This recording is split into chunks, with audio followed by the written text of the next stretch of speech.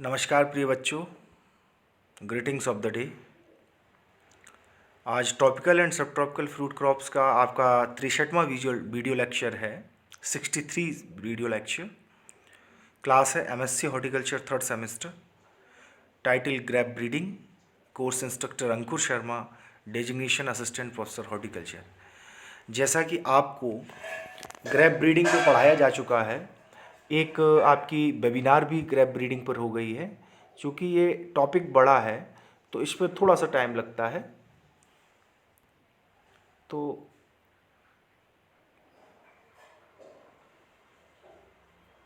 हम शुरू करेंगे इसको, ग्रेप ब्रीडिंग को, कुछ आउटलाइंस के साथ में।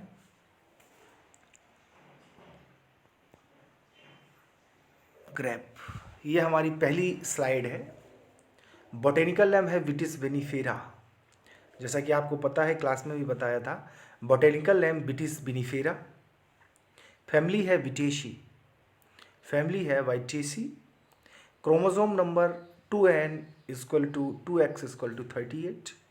तो सोमेटिक क्रोमोसोम नंबर्स जो हैं वो 38 पाए जाते हैं ग्रेप में। ओरिजिन जो जन्म स्थान है इसका वो है ब्लैक एंड कैस्पियन सी। जन्म स्थान है Black and Caspian Sea. In India, about 90% of grapes are being produced in the tropical region of peninsular state. Bharat में 90% जो अंगूर हैं, जो ग्रेप्स हैं, वो पैदा होते हैं ट्रॉपिकल रीजन्स में। 90% अंगूर जो है ट्रॉपिकल रीजन्स में, जो पर्टिकुलर हम बात करें पेनिनसुलर स्टेट में, जिसमें जो स्टेट इंक्लूड है वो महाराष्ट्र है, आंध्र प्रदेश है, कर्नाटका है, तमिलनाडु है, हरियाणा है और उत्तर प्रदेश है। तो पहली स्लाइड में हमने इतना जाना कि बोटेनिकल नेम इसका विटिस विनिफेरा है, फैमिली इसकी विटेशी है, क्रोमोसोम नंबर इसमें 38 पाए जाते हैं, ओरिजिन है इसका ब्लैक एंड कैस्पियन सी। और भारत में 90% जो अंगूर है वो ट्रॉपिकल क्लाइमेट में, ट्रॉपिकल रीजन्स में, स्पेशली पेनिनसुलर स्टेट जो हमारी महाराष्ट्र, आंध्र प्रदेश है, कर्नाटका है, तमिलनाडु है, हरियाणा है, उत्तर प्रदेश, यहाँ पर पैदा किया जाता है। डोमिनेंट स्टेट्स हैं जो ग्रेप के एरिया प्रोडक्शन और प्रोडक्टिविटी को लीड करती हैं। अब हम नेक्स्ट पीपीटी की बात करेंगे। सम इम्पॉर्टेंट स्पीसीज, कुछ स्पीशीज हैं इम्पॉर्टेंट ग्रेप की, उन पर बात करेंगे। जैसे वाइटिस लेवरस्का। वाइटिस लेवरस्का जो है, जिसको हम कॉनकोर्ड अमेरिकन ग्रेप और फॉक्स ग्रेप भी कहते हैं, Concord American grape and fox grape. इसका जो एग्जाम्पल है, जिसके अंदर जो इसको वेराइटीज़ आती हैं वाइटिस लेवरस्का के, वो है आपका नियाग्रा, इसावेला, डेलावेयर एंड कटालवा। ये कुछ वेराइटीज़ हैं जो विटिस लेवरस्का के अंदर आती हैं। नेक्स्ट है आपका विटिस राइपेरिया, जिसको फ्रॉस्ट ग्रेप कहा जाता है, विटिस राइपेरिया। फिर है आपका विटिस एस्टिवेलिस। विटिस एस्टिवेलिस, ये समर बंच और पिजन पी ग्रेप इसको बोलते हैं, समर बंच और पिजन पी ग्रेप। नेक्स्ट है विटिस वर्लैंड्री। विटिस वर्लैंड्री, स्पेनिश और विंटर ग्रेप इसको बोलते हैं। फिर है विटिस एमोरेंसिस। विटिस एमोरेंसिस, ये कुछ स्पीसीज हैं Vitis labrusca, Vitis riparia, Vitis aestivalis, Vitis berlandieri, Vitis amurensis. Now the next slide is varietal classification. Varietal classification की बात की जाएगी तो इसमें 4 तरीके से वेराइटल इसका क्लासिफिकेशन किया गया है। जैसे है table grapes, raisin grapes and canning grapes, juice grapes and wine grapes. Table grapes के कुछ एग्जाम्पल्स हैं, जैसे Beauty Seedless, Perlette, Delight, Anab-e-Shahi, Early Muscat, Gulabi, Thompson Seedless, Cheema Sahebi, Ruby Seedless and Flame Seedless. ये टेबल ग्रेप की कुछ वेराइटीज़ हैं। Raisin grapes and canning grapes. Raisin grapes में है थॉमसन सीडलेस। थॉमसन सीडलेस को पढ़ने से पहले मैं बताना चाहूँगा कि थॉमसन सीडलेस एक ऐसी वैरायटी है जो भारत में 55% एरियन प्रोडक्शन को कवर करती है। जो डेली बेसिस में हम खाते हैं अंगूर, वो थॉमसन सीडलेस और पूसा सीडलेस ही तो है। Thompson Seedless, Pusa Seedless, Black Corinth और मस्कट, ये raisin grapes and canning grapes हैं। जूस ग्रेप्स का जो उदाहरण है, जो एग्जाम्पल है, वो Bangalore Blue, Beauty Seedless, Early Muscat, Champion and Black Champa. Wine grapes की यदि हम बात करें तो Cabernet Sauvignon, Black Muscat, Muscat Canelli, Bangalore Blue, Black Champa, बयानश्री एंड चैनिन ब्लैक, ये वाइन ग्रेप्स की वैरायटी। तो जो वैराइटल क्लासिफिकेशन है ग्रेप का, वो table grapes, juice grapes, raisin grapes and canning grapes और वाइन ग्रेप्स में आपको वैराइटल क्लासिफिकेशन के थ्रू बताया गया है। अब वैराइटल क्लासिफिकेशन, वैराइटल डिस्क्रिप्शन हम इसको बोलेंगे कि वैरायटी और उसका डिस्क्रिप्शन। पहला है Thompson seedless, introduced from California and is popular in almost all crop growing countries. California से इंट्रोड्यूस हुआ है और ज़्यादातर प्रचलित है सारी ग्रोइंग कंट्रीज, जो उत्पादक देश हैं, सब में ये प्रचलित है। मल्टीपर्पज़ सीडलेस वैरायटी, इसके बहुत से इस्तेमाल होते हैं इस वैरायटी के, कैनिंग में, जूस में, प्रोसेसिंग में, टेबल पर्पज़ में। तो multipurpose seedless variety used for raisin making, for table purpose and for producing white dessert wine. इससे डेजर्ट वाइन भी बनाई जाती है। Berries are of superior eating and keeping quality with TSS of 22 से 23 Brix. Vine is vigorous and suitable for bower training system. Vine vigorous होती है और suitable होती है bower training system. Training system एक हाईएस्ट कॉस्ट बेनिफिट रेशियो होता है bore system का। तो बोअर सिस्टम की जब बात की जाएगी तब आपको बताया जाएगा ट्रेनिंग सिस्टम में, तो ये सुटेबल है बोअर ट्रेनिंग सिस्टम के प्रति। नेक्स्ट है आपका अनाबिस शाही। अनाबिस शाही वैरायटी का हम वैरायटी डिस्क्रिप्शन पढ़ेंगे। Vigorous variety with seeded berries introduced from Middle East. It is high yielding cultivar producing attractive large bell shaped bunches of bold and fleshy berries. Fruit quality is medium to poor and is susceptible to berry drop during transit and store. During जब transport या storage करते हैं तो ये susceptible है berry drop के प्रति। तो थोड़ा ध्यान रखा जाता है कि हमारा जो ट्रांसपोर्टेशन और हमारा जो स्टोरेज हो वो अंडर द कंट्रोल्ड कंडीशन हो, जिसमें जो ग्रेप की वेरीज होती हैं वो किसी भी तरीके से इन्फेक्टेड या किसी भी तरीके से चोटिल, जिसको हम बोलते हैं, अटैक्ड नहीं होनी चाहिए, डैमेज्ड नहीं होनी चाहिए। नेक्स्ट है गुलाबी। गुलाबी आपकी टेबल पर्पस वैरायटी है, डायरेक्ट खाने के लिए। Vines are medium vigorous, producing good quality deep purple coloured spherical berries with muscat flavor and seeds. This cultivar is suitable for double cropping and slightly tolerant to downy mildew, but berries have poor keeping quality. Berries की poor keeping quality होती है। Now the next slide is Perlit. Seedless hybrid between Scholocract, highly nose into Sultanina marvel, developed at California। मतलब स्कोलोकैटिक हायरली knows और सुल्टेनिया Marvel थोड़ा typical name है और ये Indonesia से डेवलप्ड हैं, कैलिफोर्निया से डेवलप्ड हैं, इसलिए जो है इनके नेम थोड़े वैसे हैं। Vines are semi vigorous, producing medium sized whitish spherical soft flesh, muscat flavors and seedless berries of good keeping quality. Main drawback, presence of many underdeveloped short berries in clusters। जो main drawback है वो इसका क्या है कि presence of many अंडरडेवलप्ड short berries in clusters. बहुत सी अंडरडेवलप्ड short berries clusters में बनी रहती हैं जो कंपटीशन करती हैं न्यूट्रिटिव के प्रति और प्राय हर एक एनवायरमेंटल फैक्टर के प्रति वो कंपटीशन करती हैं, ग्रोथ के लिए, डेवलपमेंट के लिए, फर्टिलाइजर्स के लिए, प्लांट ग्रोथ रेगुलेटर्स के लिए। ये थोड़ा सा ड्रॉबैक है। Used as a table purpose and for raisin making. इसको टेबल पर्पस और रेजिन मेकिंग के लिए इस्तेमाल किया जाता है। नेक्स्ट है Flame seedless. This is a purple coloured complex hybrid from USA. The vine are vigorous, prolific in bearing, and many systems of training. The berries are bright red, large to medium in size, round and seedless.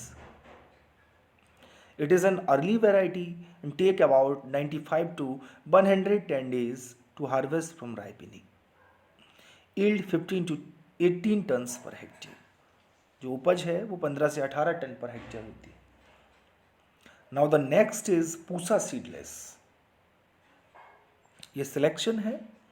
Wine is vigorous, medium yielder, producing elongated good quality seedless berries suitable for table and resin purpose. Now the next slide is Bangalore Blue. Bangalore Blue is hybrid between Vitis vinifera into Vitis labrusca. Wine gives moderate yield, small to medium sized bunches and berries suitable for juice and wine making. This is grown extensively in South India and is suitable for double cropping berries having high acidity and foxy flavor used for juice extraction. Vitis vinifera और labrusca का एक hybrid है. Wines moderate होती हैं. Wines की जो yield होती है वो मॉडरेट होती है और ये small to medium size bunches, इसकी जो बंचेस होती हैं स्मॉल टू मीडियम साइज होती हैं और वेरी सुटेबल है जूस और वाइन मेकिंग के लिए. और ये ज़्यादातर आपको जो ग्रो की जाती है वो साउथ इंडिया में की जाती है और डबल क्रॉपिंग के लिए ज़्यादा इम्पॉर्टेंट है. High acidity and foxy flavour इसमें पाया जाता है और ये फॉक्सी फ्लेवर कम्पिटिटिव क्वेश्चन है कि which variety having a foxy flavour. तो बेंगलोर ब्लू ये कम्पिटिटिव एग्जाम्स में भी क्वेश्चन पूछा जाता है. नेक्स्ट है किसमिस Charni and Sharad Seedless. Kishmish Charni and Sharad Seedless. The vine are medium in vigour. जो वाइन है वो मीडियम है. The berry is brick red, medium to large and slightly elongated. The berries taste sweet and have good keeping quality. It gives good yield on boer system of training. It responds very well to crop regulation and gibberellic acid. Crop regulation जो किया जाता है और gibberellic acid के प्रति ये बहुत ज़्यादा अच्छा अपना रिस्पॉन्स देती है. ग्रोथ, डेवलपमेंट, इवन प्रोडक्शन और प्रोडक्टिविटी के लिए. Now the next variety is Delight. ये टेबल पर्पस के लिए इस्तेमाल की जाती है. Is a hybrid between seedless between Scolacet Hiralenos 26 into Sultania. This is early ripening and muscat flavor varieties. Now the next slide is Arkavati. Arkavati. Arkavati is a cross between Black Champa into Thompson seedless, suitable for resin and white wine making. Next is Crimson seedless. Crimson seedless is hybrid between Emperor into C33199, developed at California. Seedless berries are bright red, large, cylindrical, oval. This variety does not require GA3 for thinning and sizing. Some cluster may require a manual thinning. It is a late ripening variety. Next is Sonica. Clone of Thompson seedless. Berry elongation is better and the berry skin is thin but more susceptible to berry cracking and rotting if rain at harvest. Now the next slide is मंजरी नवीन. ये मंजरी नवीन है, मनीरी नवीन गलती से लिखा गया है, मंजरी नवीन है. ठीक है. It is a clonal selection from Centennial seedless made at NRCZ Pune. Nesser is a center for grape Pune. This variety ripens about 25 days early as compared to Thompson seedless. It is a white seedless, naturally bold berry with mild muscat flavor table grape variety. It has uniform berries and clusters and do not require extensive thinning operations. Extended harvesting should be avoided. The ripe berries are less acidic and aromatic, hence should be quickly packed for pre-cooling and cold storage. Yield of 20 to 25 tons of explorable quality fruits per hectare. Now the next variety is Chima sahibi.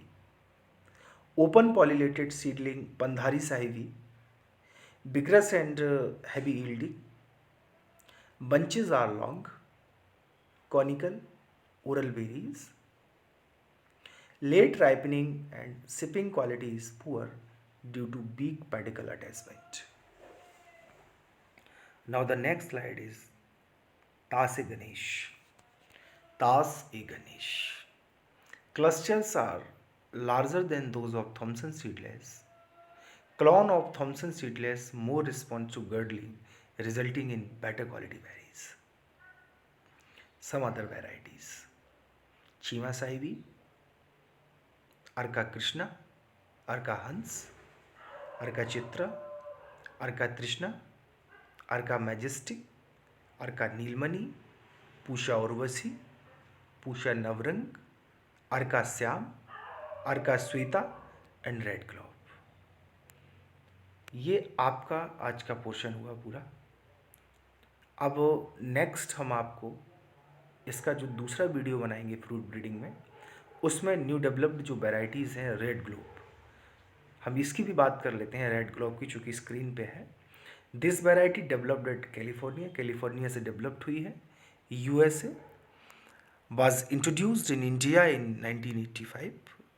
Clusters are big berries, berry bold, 22 to 25 millimeter diameter, red round seeded with the meaty pulp. It is a late ripening variety and takes more than 135 days from pruning. It has good keeping qualities and can be cold stored for at least 3 months. 3 महीने के लिए इसको cold stored किया जा सकता है। Fruits yield is about 20 to 25 ton पर hectare. जो इसका यील्ड है वो 20 से 25 टन पर हेक्टेयर है। तो ग्रेप की अगर हम ब्रीडिंग की बात करते हैं तो सबसे पहले उसके इंट्रोडक्शन की बात करते हैं।